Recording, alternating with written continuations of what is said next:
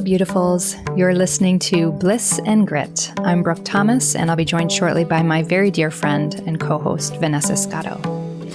On the show, we're talking about being students on the embodied spiritual path. And what does that even mean? So what is a real evolution of our lives?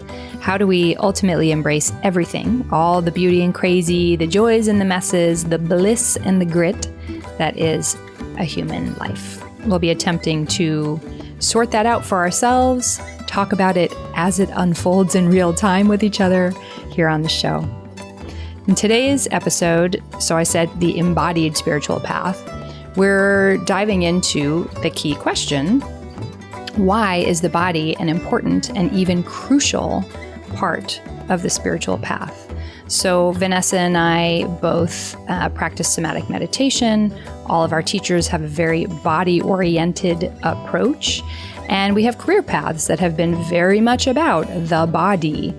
And we've found that as we go in more, that things really start moving in life. Things really start to shift and change, which might seem peculiar. So we're tackling that question today. Just a note before we head into the conversation that Vanessa and I do have potty mouths, actually. So if there are children around, you probably want to pop in some headphones. And if profanity isn't your thing, my apologies. Here we go. So Vanessa, today I'm wondering, why is the body an important part of the spiritual path? I love that I always get to answer the big, giant beginning part of the question. Toss it out to you. I'm in the habit of interviewing. It's called hiding. Right. Well, Brooke, let's see. Well, I love this question because it's funny. I guess if you look at both of our pasts, we've been so involved with the body. I was a Chinese medicine doctor. You're a Rolfer. I mean, so much of our history has been involved in medicine and treating the body. And I think when I started Chinese medicine, well, I know when I started Chinese medicine, the most essential part of it to me was this idea that the body, the mind, and the spirit were all inextricably linked. So the way that we looked at it in a Chinese philosophical sense was like, if you weren't happy, you couldn't really be healthy. If you weren't healthy, it made it a challenge not to experience distressing emotions. If you weren't spiritually fulfilled, it would create a body imbalance or it could create a psychological imbalance. So for me, for a long time, I just saw it as kind of inextricable that the body, the mind, and the spirit were linked. Although I don't think it was until the last couple of years that I really figured out what that meant and how to do anything with that knowledge other than look at it from the level of psychology and health, of course. Yeah, as you're talking, I'm going to go off on a little tangent, quoting somebody who I read, but I think it's so helpful just to say a little bit more about the Chinese medicine perspective, because I was just talking about this the other day. So I was interviewing a doctor, both Western doctor and Chinese medicine doctor, Dan Keown, who's written a great book, The Spark in the Machine, which is one of my favorites that I've done an interview for Liberated Body. And he was talking about our love of sort of genetics being the predictor. It's the map of a whole person's life. Like, you have this gene, which means this. And that doesn't really bear out, because genes get triggered or not triggered. Like, those light switches are turned on or not turned on. So in Chinese medicine, they have a much better predictor than genes of health, which are the concepts of Jing and Shen. And I love that because Shen, and correct me where I'm wrong, because I'm the one who doesn't have a background in Chinese medicine, other than getting tons of it over the years. Jing is the amount of energy or life force you have, and Shen is your spirit, how you are in the essentially. world. Yeah, like you were saying, sort of, are you happy? Are you participating in your life? Are you participating in reality? Yeah. Are you present? Are you vivacious? Right. And it's like, why don't we have that framework to come from for health? Like, it's so straightforward. Well, I mean, we would have to, as a culture, recognize that spirituality is essential. in order to have that framework. And so, if you were to just talk about genetics, we can talk about Jing, right? And we can say in a way that they're one and the same, like my genes predict how much energy is available to me. And then my environment still has the ability to influence that, as if like I have a certain window of possibility and my environment can bring it up and can bring it down. But I'm always working with a certain amount of predicted material. Some people call it DNA, or in Chinese, we can say it's Jing. It's when we get to the Shen that it's most fascinating, because as a culture, we really vacillate with whether or not we acknowledge that spirituality is relevant at all. Yeah. I mean, I still read and think about the idea that some people think of spirituality as escapism. Yeah, well, some people lots of people use spirituality as escapism because our culture is into making anything into escapism. Yeah, so true. That's maybe one of the problems that always exists, is everything goes to the extreme. But in contrast to materialism, which is I am this brain, and when this brain dies, I die and it ends. And I am this body, and this body is an animal body. And I only live because my heart functions and my brain is my brain, and the kind of like disregard of the mind. Yeah. And disregard of continuity. And it's funny because, I grew up, I would say, almost fairly closeted spiritually. Mm-hmm. Because there was this feeling like if you believed in something larger, at least in my like uptight New York, Queens, like educated background that I was from, such a specific subsection maybe, but there was this idea like that some people fall to spirituality as a crutch because they just can't cope with the fact of life. Yeah, because they can't deal with the fact that life's hard. Yeah, because life's hard. And, so I think it's interesting when we start to look at the body, because so many people are talking about materialism, as in the body is all there is. When it stops, you stop. And yet here we are looking at the most materialistic form of expression, right? And saying, oh, this is the entryway to spiritual experience. This is the entryway to transcendent. So that's kind of funny. I don't know. What would you begin to say about that? Well, I think like one of the things you're talking about that I get super fired up about is that we think of the body as a machine. Like our whole reference point for the world is these ideas of machines, like factory assembly line machines. And so it's like you're born and you're fresh and you're perky and new, and then the downward spiral begins. Like there's this, immediately we're decaying. There's this period of what's really interesting, growth and development, right? Like you don't look the same when you're 17 as you do when you're 7 months old. But we still think about being made of parts, and the parts are moved around by a different, more important part called the brain. Yes. And the brain is the mind, which I completely I disagree with all this, obviously. And the parts wear out, and the parts can be replaced to a certain extent, by an orthopedic surgeon or injecting substances or different kinds of surgeries, transplants, bypasses, whatever. And so it's like this little meat bag. that our brain, this is already depressing. Makes it do its bidding, that super important brain, until it dies. And that's crazy. It's so crazy. But it took me years and continues to take me years to learn about the craziness of that idea. So first of all, we're not machines. We're who exist in parts. We're living organisms. So I'll sometimes say to clients, because a lot of people will come in like to my Rolfing practice, I have elbow tendinitis. I don't want to do a whole thing. It's kind of like someone going into a therapist's office and being like, I'm depressed, but I don't want to talk about my childhood.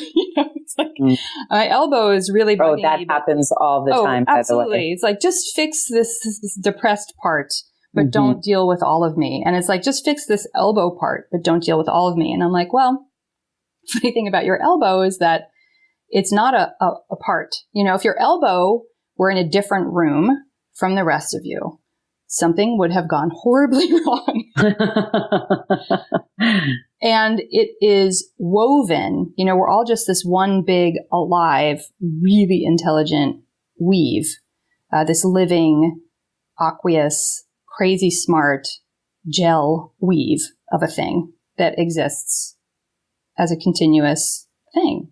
But we don't learn about that. We learn from anatomy books where we see a drawing of a rectus femoris muscle against a white background, and it's all shiny and red and separate. And our whole frame is of separateness. And,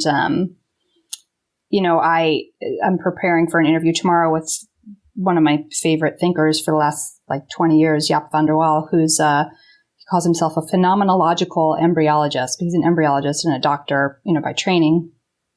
And he's looking for the spirit in the embryo. Just so beautiful. And he always, a question he'll have his students ask a lot is, ask the embryo. And if you understand how we develop, and you don't need to, I don't need to go into all the science of how we develop, and certainly I don't grasp it all. Embryology is really complex. But what happens is that we develop. We develop as a whole. We develop in the round, and we don't have to think about it. So when I was pregnant, I didn't have a day where I was put on my to-do list, make sure to attach August's arms today. August is my son. I didn't have to do that because we're these amazing alive things that develop on our own. So that gets into that how? What's the driving force? What's the thing? What's the thing that lays down the map that we develop from? And that map isn't in parts. That map is this continuously evolving, developing whole, and even just watching my growing son, he didn't, as an infant, grow one arm to the size of a 12-year-old's arm and then catch up on the other arm later. It's everything, if you imagine blowing up, inflating a balloon, that expansive, three-dimensional expansiveness. Am I getting too obtuse? Well, I am wondering how you relate it to the spiritual part itself. So if we were to all embrace the idea of holism, if we could begin at the starting point where we all say that's our agreement, listeners and us, how would you relate that concept of holism back to a spiritual path? Yeah. So it's aliveness, and this is the thing I always say we're missing the most, is that we don't understand that we're alive, which sounds really dumb because I understand that in order to be talking to you right now, I'm not dead, I'm alive. But we don't understand moment to moment aliveness. There's these crazy millions of miracles happening every microsecond while I talk to you to keep me alive and animated. There's cellular turnover. Our bodies are new all the time. So it's that moment to moment aliveness that means that the body only has a present tense. So that's part one. Our body only exists in the present tense. It's constantly remaking itself. And then you can say I broke my clavicle and 10 years ago, and my clavicle still feels shitty. And if I touch it, you can still feel where it broke. But that's because, so every 10 years you have a brand new skeleton, not all at once, but slowly over time. And that's because it got mapped as this is the new me with the broken clavicle. And so your body kept recreating that pattern based on the new map that you gave it from breaking your clavicle. But the aliveness is still there, the constant recreation and turnover. So the body is always already awake. The body only has a present tense. And if spirituality happens in the present tense, the body is a way to connect to that. So that's part one. Part two, I would say, is that the body has a profound intelligence that our brain has nothing to do with. Our brain is, I would say, I guess, one part of this whole aliveness. But I didn't have to think about organizing my son as an embryo. His body, from the moment of conception, had this intelligence that knew how to make himself. We all were embryos at some point. We all knew how to make ourselves. There's this divine intelligence baked into the fact that we start out as embryos and turn into grown-ups outside in the living world. So to me, that points to, if you really start to understand those concepts, if you can connect to your body in the present tense, say by somatic meditation, and literally just feeling your sensing body in the present tense, that is the beginning of stepping through a doorway to expanding your consciousness, because you understand present tense and you get to touch just how miraculously smart you are through sensation. Well, there's obviously a lot that we can say, if we started to pick apart what you just offered to us. So I'm thinking, though, what's striking me the most is we were sharing this quote before by Richard Moss, who's a spiritual teacher, who said the body is the most intelligent part of us. It's the end point of evolution. It knows. Body's wisdom is when the body is knowing moment by moment, which is essentially what you're getting at. I mean, some of what I extracted from what you're saying is because the body is present tense, it can be a teacher for us to let go of our idea of continuity, aka identity. Right. So this concept that we're always that same person, which is usually mapped, or we could say patterned from our early years, which I don't know about you all, but is a fucked up story for some of us. The idea that we're not defined by any particular moment in time, but rather we're this ever flowing, ever moving, kind of ever mysterious. Like, what is making it so that our cells and all these bacteria and fungi and functions of energy are staying together in this body? Mm. So this kind of ever mysterious, ever flowing energy, if we could recognize ourselves as that, as opposed to this psychology that is predictable, that is based on all of these collected narratives, well, that is, at least for me, that was one of the beginnings of my spiritual path. I mean, I think we all have a hard time letting go of our identity, right? John Welwood used to call it the identity project. It's like, no matter how painful your identity is, like let's say, for example, some of my identity was formed in I'm unlovable and I'm unworthy and I'm a bother and I'm weird. And I mean, I had some unfortunate ideas about who I was. I still grapple with it sometimes. No matter how painful that concept is of who I am, it is familiar. In a way, I guess what we're getting at is the spiritual experience is going into unfamiliar territory. Completely so. Like completely mysterious. If we weren't to assume that the body was mechanistic, then we're going, well, what is it? And it is an unknown. We don't know how that embryo is developing. Why are both arms developing the same the vast majority of the time? Yeah. So in a way, I guess, when we start to look at the body, we're starting to look at seeing ourselves as this ever-changing, mysterious ball of energy that just keeps flowing and unfolding and is actually not under our control at all. Yeah, it's crazy to trip out on. And it's really interesting to watch, for me, the moments where the scientific community is touching in on that. And obviously that's the stuff I pay attention to. I think it's really interesting. And seeing, there are researchers at Tufts who are looking at frog embryos, whatever you want to call them, tadpoles? I don't know. Anyway. Yeah. When they're first developing and they're seeing the light pattern, the light sort of map that shows up first, because they're able to, I guess, see these things in this, where they can slow down time enough to see it. This light map shows up, say, of the frog's face. If people listening want to Google frog electric face Tufts University, you'll find some YouTube videos of the scientists describing it.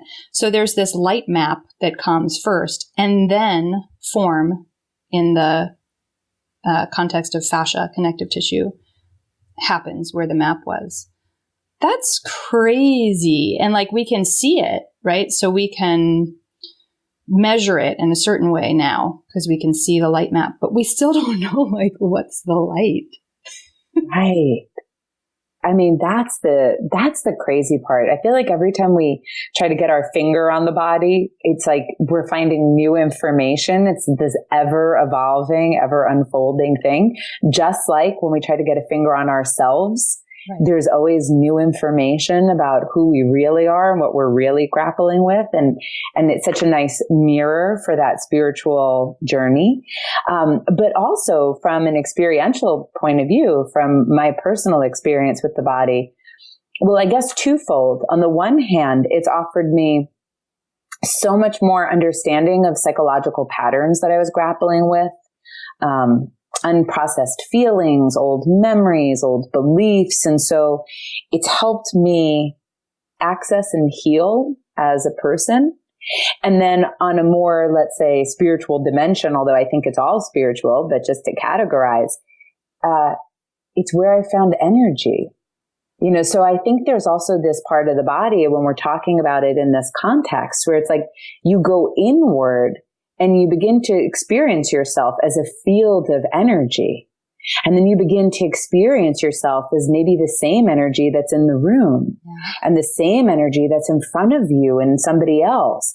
And all of a sudden, energy can move right through you and you can feel it in you and through you. And that's when I think, for me personally, I've had the actual experience of interconnectivity and the actual experience of wholeness and transcendence and all of these things is by doing particular types of meditative exercises where I'm really coming into my body, into the energy, increasing awareness. And then all of a sudden, I'm living some of these things that are spiritual truths that you'll hear people from all cultures talk about. Yeah, like getting to that point where, for me, a myriad of experiences, but one that comes to mind is that feeling of being a collection of however many trillions of cells, just sort of all humming and vibrating together. And like you were just saying, so where do I end and other people and space begin? And when you have an experience like that by slowing way down and having a practice, when you're not on the cushion, it completely changes the way you see the world because you can't just take anything for granted anymore.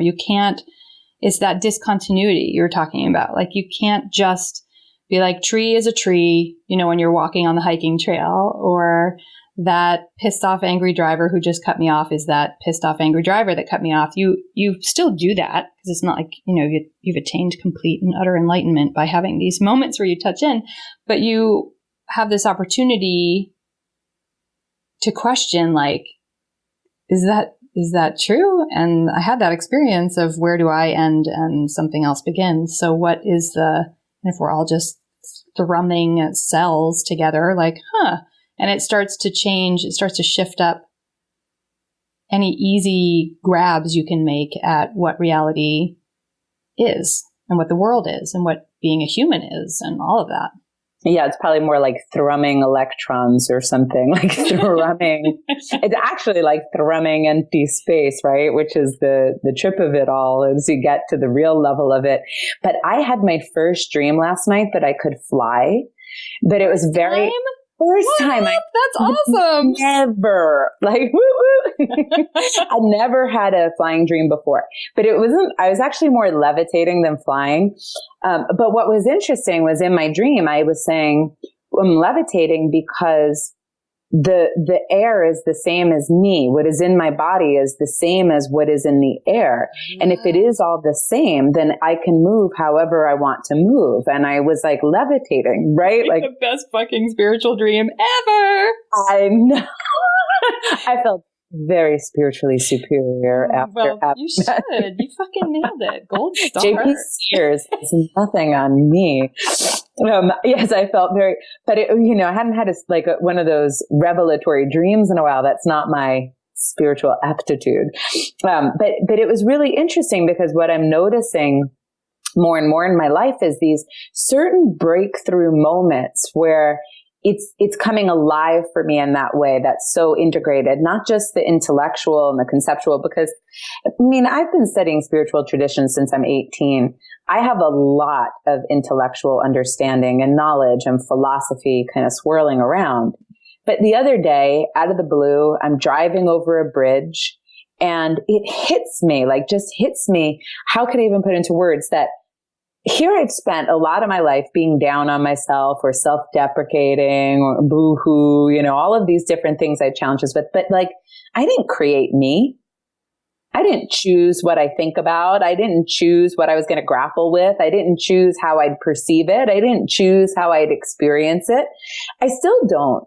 There's no conscious choice. Now, once it comes up, of course, I can make conscious choice. Like, that's not helpful to think about, or you're in the future, you're in the past, let it go. But I am just happening. I am a part of my ecosystem and I'm just happening the same way as Brooke's just happening. And we're all just happening. And it sounds maybe simple, but it was like liberating. And it just struck out of the blue as I was staring at the water and the sky. And then it made me laugh at how much we kind of like omnipotently cling to this idea, like I'm bad because like what? Like, did I think I created this? Like I didn't do anything really, if you think about it.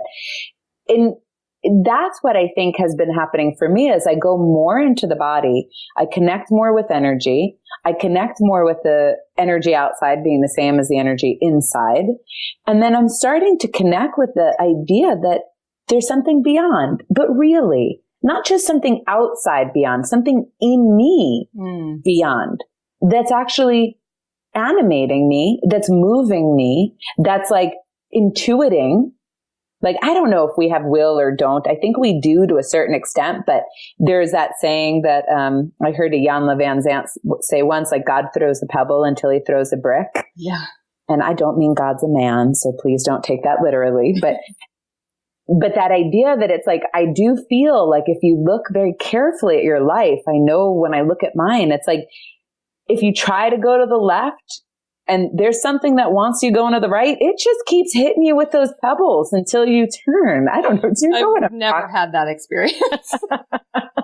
I've never had a giant house-sized boulder land on my head. Be like, bitch. Yeah. Could you please do this already? I don't know how many times I have to tell you. Yeah. So a couple of things, like, and this is fodder for a whole other episode, but when you were talking, I feel like it's worth dipping our toes into, and then maybe next episode doing this, like, what do we mean by the big E word, enlightenment? You know, because as you're talking and I was talking about these little moments, you know, you're looking out at the water and you have this like, oh my God, I didn't make me. Those kinds of things, or just the questions that people will have you ask sometimes in order to shift your consciousness. So who is listening to this conversation? What is doing the paying attention? What is watching? And I think, and tell me if I'm diverting too much, enlightenment is this phrase, and this is where we can get into it in another episode. It's this phrase that gets big, heavy, blah, blah, blah. It only happened to Buddha or whatever. But these little moments can accumulate. And I guess that's where it ties into the body for me. Like when you make spaciousness to experience your body in the present tense and to experience your present tense sensory awareness, you're also making space to have these little awakenings, these little, even millisecond awakenings of like, oh, I'm something other than I thought I was.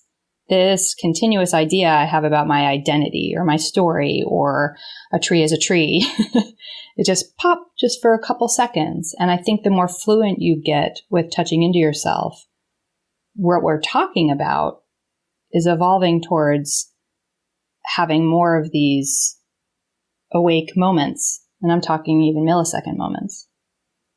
Well, what I like is the idea that Locke Kelly presented, because it really mirrored my own concept, is that you can wake up, you can wake in, you can wake out. Waking up is that kind of transcendent emptiness, interconnectivity. It's so many meditation traditions work on waking up, you know, like up as in towards the heavens, and really having these ethereal types of experiences. To wake out is to wake out from the heart and to recognize that we're all one, and to cultivate these qualities, these mature qualities of genuine compassion, genuine love that doesn't have attachment or neediness associated with it. And then to wake in is to wake to the body. It's to wake to the profound spiritual quality that is this human journey. It's really, I think, talking about this place of integration between the formless and the form. And I guess it just occurred to me, like, let's say in Chinese philosophy, they talk about between heaven and earth, there's man. And this idea of heaven is waking up and earth is waking in. But then there's also man, and man is upright, and right in the center, the bridge is the heart. Right? So I like this concept because I am coming to believe that you can awaken, quote unquote, almost one of these, but not all of them. But if so, there's something you're missing. And so I think there's, in a way, movements of awakening, movements of a certain kind of, I don't like to use the word enlightenment because it's been so loaded up and I don't really know what people originally meant by it. But these certain movements where we taste truth, where we know truth, and you can know the truth of spaciousness and source or whatever you want to call it. And you can know the truth of, I am this pulsing energy that is connected to this earth that is embodied in this form. And you can know the truth of, I am one with every being. And from there, the love, of course, just flows forward. Thank you. Thank you.